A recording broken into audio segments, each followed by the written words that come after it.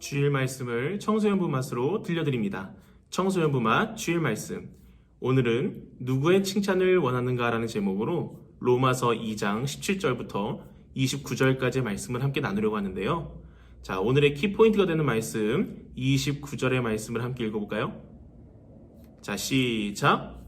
오히려 속사람으로 유대사람인 이가 유대사람이며 율법의 조문을 따라서 받는 할례가 아니라 성령으로 마음에 받는 할례가 참 할례입니다. 이런 사람은 사람에게서가 아니라 하나님에게서 칭찬을 받습니다. 아멘.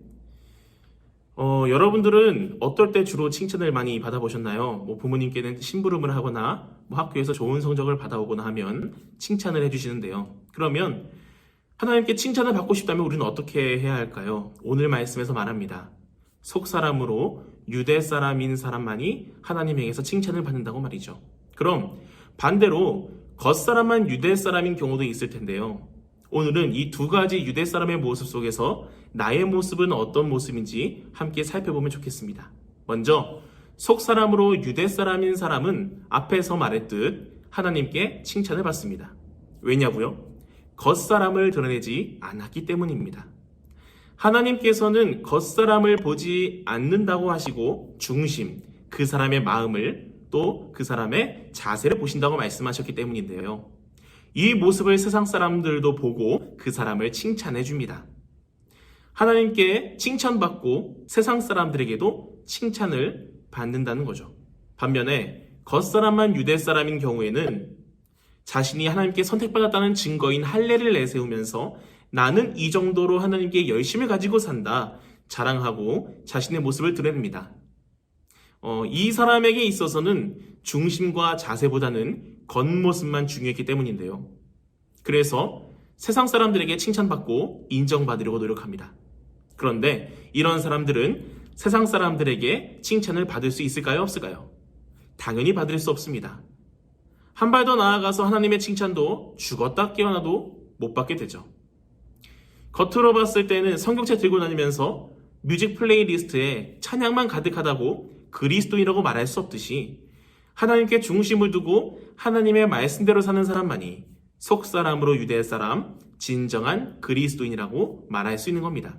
그리고 속사람으로 유대 사람인 사람은 오늘 말씀에서 율법을 의지하지 않는다고 말합니다. 반면 겉사람만 유대의 사람은 이 율법을 의지하면서 하나님을 자랑하면서 살아가는데요. 무언가 이상한 것 같죠? 그런데 여기에는 아주 깊은 뜻이 숨겨져 있습니다. 바로 이 율법이 하나님의 말씀이라고 이해하기보다 하나님의 말씀보다 내가 더 의지하면서 살아가는 것이라고 이해해야 한다는 거죠. 쉽게 말하면 하나님을 믿는 데 있어서 내가 하나님보다 더 소중하게 생각하는 것들이 이 율법으로 대표된다는 거죠.